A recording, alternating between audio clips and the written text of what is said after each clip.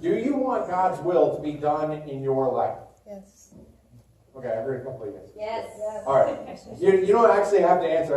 When I wrote it down, I didn't expect any answers. And then in first service, I had like half the people say yes. So, and I think our initial reaction to that is, especially when the pastor's asking, right? Yeah, you got to make sure you look good for him. But and I think that is like, after all, look back at this past year and all the stories that we looked at. We've looked at some incredible ways that God's will was carried out. Like, remember Moses and leading the people of Israel out of slavery, out of Egypt, and God was able to part the Red Sea. And they were able to have like bread falling from the sky to provide their nourishment. Like, that's a dream for a lot of us, to just have free food falling from the sky, but I get distracted. But then we see things like that, and like, wow, that's really amazing. You know, they were led by a giant pillar of fire by night. That's awesome. That's one way that, yeah, I'll be a part of that if that's God's will. That sounds awesome. Or you look in the New Testament and you see Peter, and you see Peter preaching and teaching in powerful ways. You see him performing miracles. You see like people coming to Christ from all sorts of walks of life. And it's just incredible. You read that and you're like, yeah, I want God's will to be done. But when we think about God's will to be done, we need to remember that not every person who had God's will done in their life had a really amazing thing like that happen. And it definitely wasn't always easy. Like, take Jeremiah, for instance. Jeremiah was a prophet in the Old Testament, and his life was not like something most of us would want to partake in. His job, so prophet's job, if you don't know, is basically just to speak word for word messages from God to a group of people, whether it's all people or a specific group. And so he doesn't even have to do much thinking. He just sits there and he just repeats what God is telling him to say. And that sounds easy enough, except for most of the messages that Jeremiah had to give from God, word for word, without changing it, were not like messages anyone wanted to hear. And when he would talk to Israel's leaders, they would get angry over these messages. They would beat him. They would persecute him. They would try and kill him. They would send him out of the land. Like, he had a horrible life, kind of. And he even wrote the book of Lamentations, which is literally just called, like, lamenting. Right? That's one of his book titles, is lamenting, dreading. And so he had like one of those lives that it wasn't full of joy and full of happiness and cakewalks. It was full of sorrow and stress and pain. And that was God's will being done in his life. So when you reflect on not only him, but even looking back at Peter, yeah, parts of his life were incredible. But what about like him having to be led away to death? And all the other apostles, for that matter, who got led away to death. I think about those people in Scripture, and I think, do I really want God's will to be done in my life? Yeah, sometimes it's great, but what about the times when it's like not so pretty to look at? And so I'll ask that again. Do you want God's will to be done in your life? I mean, think about it. Do I? Because if we say yes, we have to understand that could mean our life doesn't turn out the way that we want. We have to understand that if we say yes, it means that God could take us to places that we don't want to go. In Scripture, we see God's will sometimes bring joy, but other times bring pain and hardship into people's lives. Mary and Joseph were no exception to that. There in Luke 1, we're going to read this in just a minute, picking up in verse 26. But a lot of times we get this idea that the Christmas story was this glamorous idea, and it was such a beautiful thing, and there were no problems whatsoever, right? We sing Silent Night. We think, yeah, that baby never cried. Oh, how beautiful. Silent night. There's no baby crying. I wish that was my kid. Right? Like, I'm fairly certain that the birth of Jesus was probably not nearly as silent as some of us are thinking. And so we get these different ideas, but as we go through this story and we really reflect on what Mary and Joseph went through and what they did and what they chose to do and following God in faith, we need to ask ourselves, do I actually want God's will to be done? So let's pick it up here in verse 26. And when it mentions Elizabeth, this is John the Baptist's mom. Jesus and John the Baptist were cousins. And so Elizabeth was her relative. So anyway, in verse 26, it says, in the 6th month of Elizabeth's pregnancy, God sent the angel Gabriel to Nazareth, a town in Galilee, to a virgin pledged to be married to a man named Joseph, a descendant of David. The virgin's name was Mary. The angel went to her and said, "Greetings, you who are highly favored. The Lord is with you." Mary was greatly troubled at his words and wondered what kind of greeting this might be. But the angel said to her, "Don't be afraid, Mary. You have found favor with God. You will conceive and give birth to a son, and you are to call him Jesus. He will be great and will be called the Son of the Most High. The Lord God will give him the throne of his father David, and he will reign over Jacob's descendants forever. His kingdom will never end." "How will this be?" Mary asked the angel, "since I'm only a virgin?" The angel answered, "The Holy Spirit will come on you, and the power of the Most High will overshadow you. So the Holy One to be born will be called the Son of God. Even Elizabeth, your relative, is going to have a child in her old age, and she who is said to be unable to conceive is in her 6th month. For no word from God will ever fail." "I am the Lord's servant," Mary answered. "May your word to me be fulfilled." And then the angel left her. I think it's really easy, once again, to romanticize this whole Christmas story, everything that happens here. And maybe part of that is because we don't really take time to think about the text or think about the implications of what's going on here and what happens through Jesus' birth and them raising him. And I think maybe part of the problem is we get so caught up in like the feeling of Christmas. All right, and I love the feeling of Christmas. And I go around and I see the ornaments. That's why I set up lights on the drum set, because it feels like I'm drumming inside of a Christmas tree. It's kind of fantastic. We get this like kind of feeling, and Hallmark kind of plays into that. Like Hallmark released 25 movies this year. I mean, like every day leading up to Christmas in December, there's a brand new Hallmark movie. And I just kind of wonder, like, they were already stretched pretty thin on their stories leading up to this year. I mean, how many times can the woman who really kind of doesn't like too many people or really doesn't like Christmas and then fall in love and everything changes? Like, how often can we actually watch that and still like walk away kind of cry a little bit? It still touches a little part of us. But we get kind of caught up. When we think that Christmas is all about, and that's what Hallmark tells us, Christmas is all about family and being together around the Christmas tree, drinking hot cocoa or whatever it is, but we don't remember this whole thing and all this stuff that Mary and Joseph went through. Oftentimes when we read this story, we think about the positives, like, wow, she got visited by an angel. That sounds amazing. Or wow, I can't believe that she was going to carry the Son of God. Or wow, Mary and Joseph get to raise Jesus. They get to be with him in places and in situations that we don't even know about. Like, that sounds amazing. But we only think about the positives, and we don't think about what hardship this brought them. The possible bad things that could have come. I mean, what about the faith that Mary and Joseph would have required for this? What trust would they have needed to believe that God would do this? Because there's so much to this story that often gets overlooked because we don't take time to think it through. I mean, let's take seeing an angel, for instance, because a lot of people think that would be a really cool thing to happen to them. They're like, yeah, I'd love to see an angel. Well, let's look at Gabriel specifically, because he's the one that pops up here. Gabriel is mentioned by name, appearing to people 3 times. Once in the Old Testament to Daniel, and then just before this in the New Testament to Zechariah, and then now here to Mary. And all 3 times that he appears, he has to start off by saying, "Don't be afraid." Now, what does that tell you about him? I can't think of too many situations in my life where I've had to introduce myself by saying, "Don't be afraid." Right? Like, at least I don't think that my presence brings fear into people's lives. I mean, there may be a few times when I've like startled them because you can be really sneaky, but overall, I don't have to introduce myself by saying, "Don't be afraid of me."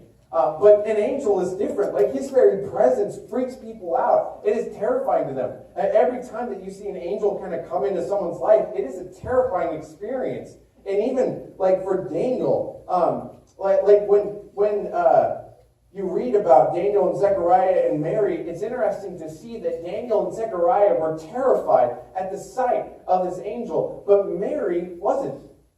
In fact, we just read here, it says that she was greatly troubled at his words. And what type of greeting this would be. Can you imagine having something as awesome as an angel appearing to you and you're like, "Wait, what'd you say again?" Like, that amazes me that was her reaction. Like, it wasn't fear about this supernatural presence. She was wondering about what his message was. Daniel never had that chance because Daniel passed out and the sight of Gabriel. And we see in Daniel 8 that Daniel heard a voice telling Gabriel to go to Daniel and tell him the meaning of this vision that he had. And so Daniel, it says he fell down on the floor prostrate, and then Gabriel speaks to him. And then Daniel says, I didn't really hear any of that because I had fallen into a deep sleep. And something tells me that Daniel was not really tired in that moment. I think that's describing Daniel just losing consciousness at the mere presence of Gabriel. But Mary didn't react like that. She was different. She didn't pass out. Neither did Zechariah, for that matter. They actually had very similar interactions with Gabriel, but they had very different reactions to his message. Gabriel told Zechariah that his wife, who in Zechariah's words was well along in age, and I'll leave them two to figure out that, but she was up there in age, that she would become pregnant. That was his message to him. This wife of yours who hasn't been able to bear a child, now that she's well along in age, she's going to have a child. And Mary was told that even though she was a virgin, she would conceive a child. And so they react in very similar ways. You see, Zechariah asked how he could be sure that this would take place. And you see Mary ask, well, how is it going to happen? How will this be? And so Gabriel is pretty hard on Zechariah, a lot of people think.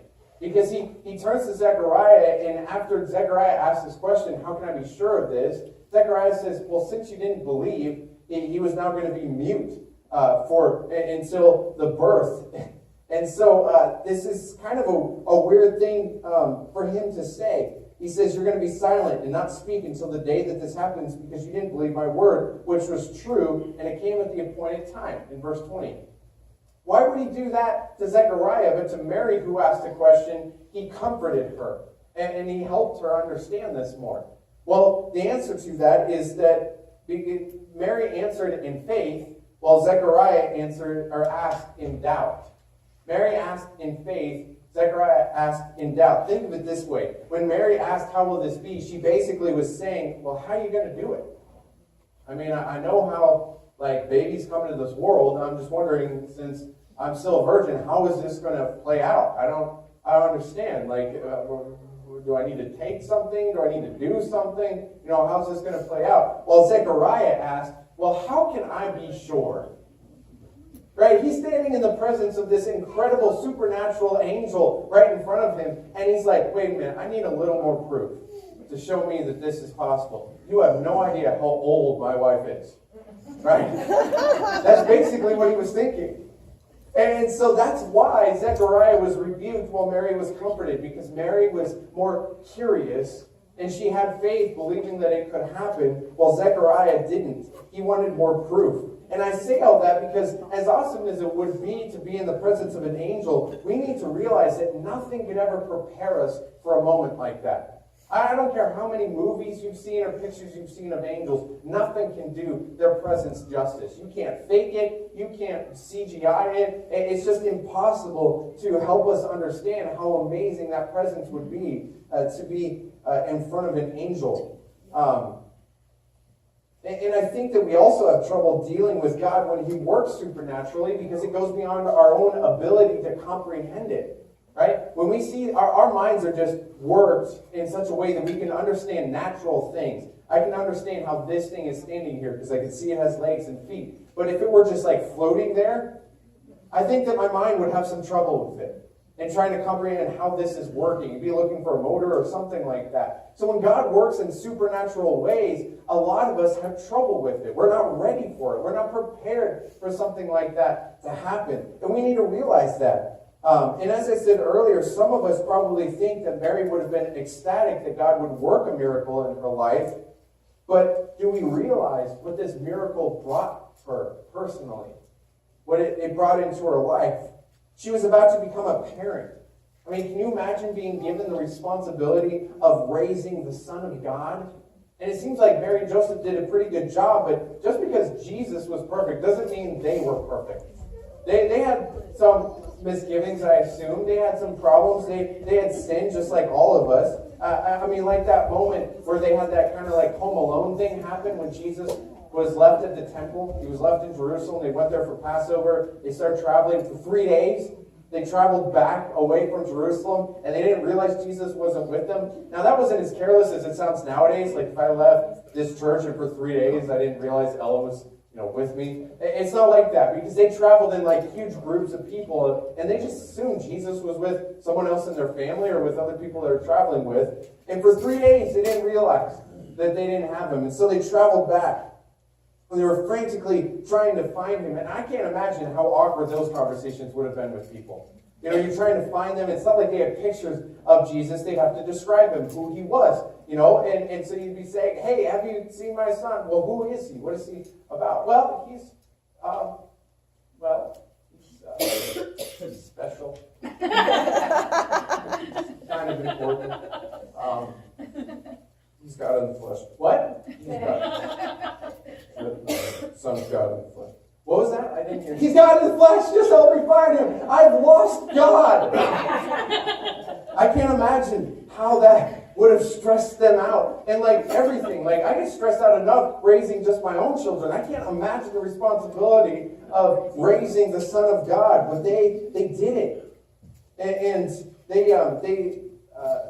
it obviously would have brought them stress, not because Jesus was a difficult child, but because they had been given the gift for the world. And the salvation of the world was going to come through this child that they had been given. That is a lot of pressure. Sometimes I get freaked out just holding something and not trying to break it. And I can't imagine being given the gift, the most important thing to this world. And God would entrust that with us. And God entrusted them. Out of everyone who was alive at that time, God entrusted them with this baby, with the gift of the world. And I'm sure that Jesus brought more love, joy, and happiness into their life than they ever could have imagined. But that doesn't mean that things were always easy. Mary and Joseph faced difficulties because of God's miracle, because God was working his will in their life. Look at the pregnancy. Nowadays, getting pregnant before you're married isn't going to make the news anywhere. It's not going to be on like Channel 4. But back then, in Mary's day, not only was it taboo, but it was a sin punishable by death. This was a big deal. It was a reason for her to lose her husband. She maybe even figured that Joseph would leave her. And then how was she supposed to take care of herself? There was very few women in the workplace back then, but a single mom? I don't know, what she would have done.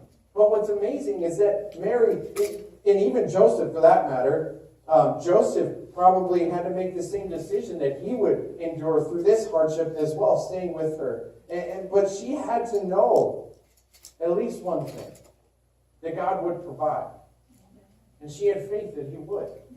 Even if she didn't have all the logistics, even if she didn't have a breakdown of every detail that she would want an answer to, she still said, okay, let's do this. And that's what blows me away about her answer to Gabriel in verse 38. Think of all that she was facing, all that she potentially could have lost, because God decided to work this miracle in her life out of all the other lives. And she replies, I am the Lord's servant. May it be done. May your word to me be fulfilled. In other words, she said, okay, God.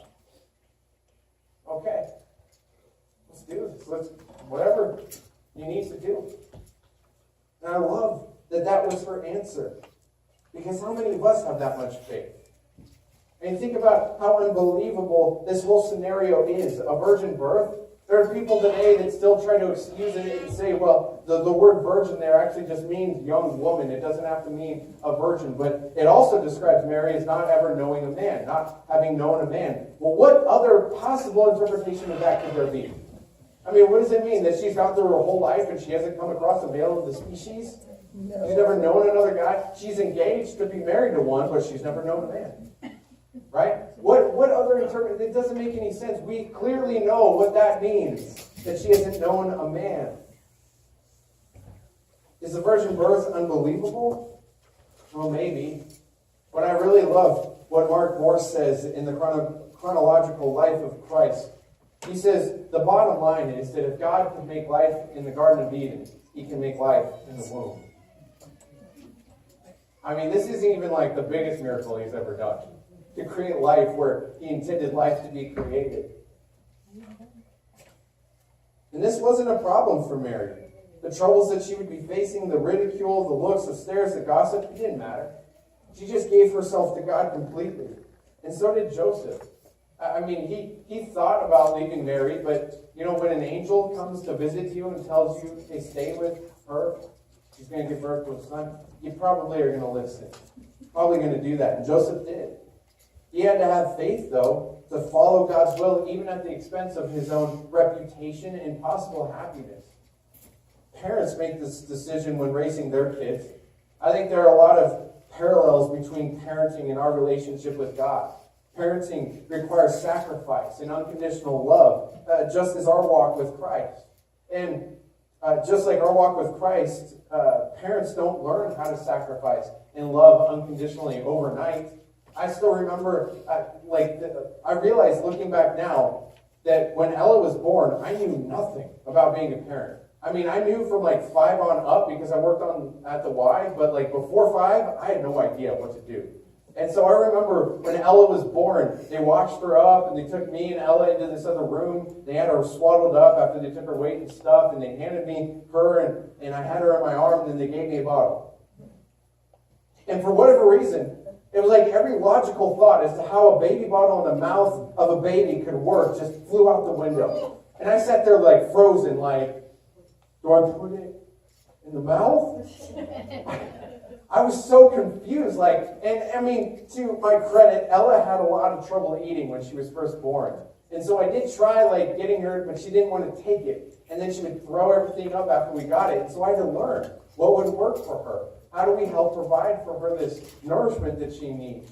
And life is like that. Sometimes the good things that we need to have happen only happen after life gets hard, after we endure through something, after we learn a lesson. Sometimes God's will is not seen in our lives until after difficulties arise.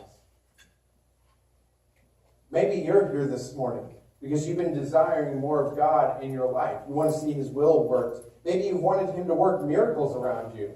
But have you taken time to count the cost? Have you taken time to think about the fact that the more that God works in our lives, the less of our lives we really care about? More of him, less of me. Are we willing to make that trade-off? Are we willing to make the sacrifices that God often calls people to make for his will to be done? That's why I'm so amazed at the faith of Mary and Joseph. To have your life completely changed. To have things that you thought would be planned out accordingly. And to just say, okay, God, let's do this. Whatever you need done, let's do this.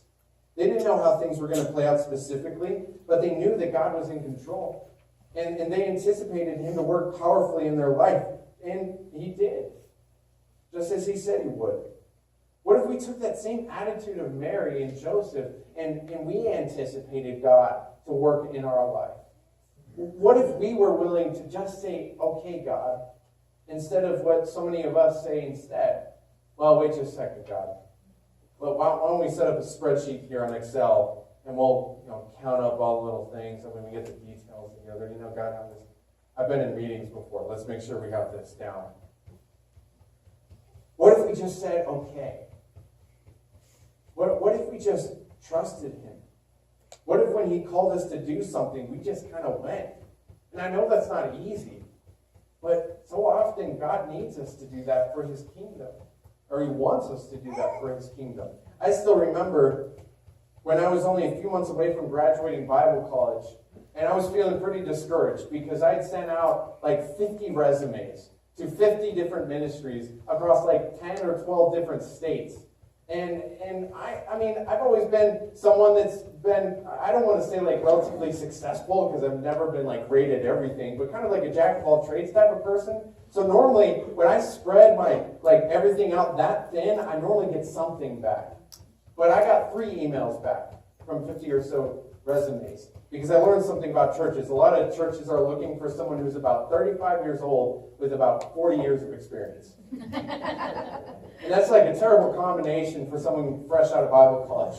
But I sent out all those resumes. I heard back from 3 places. 2 of those emails were from places who told me, hey, we haven't really started the process. We're going to be narrowing down all the resumes we get, so you'll hear back from us if you're narrowed down. And I never heard back. Then the other email I got actually sounded really promising. It was in Sacramento, California, which is where I did my last internship. Lex and I really loved Sacramento. We liked it there. This ministry sounded really good. The minister there was pretty young. He needed a part-time youth minister, which I'm like, part-time's better than no time, so let's go for that. And everything sounded great, but I came across a little weird thing on their theology on their website, and I just asked him to clarify it. And that's the way I even phrased it. I didn't say like, hey, you're wrong here. I said, could you please clarify this? And I never heard back. 50 resumes and absolutely nothing from it. It was one of those times in my life where I felt truly inadequate.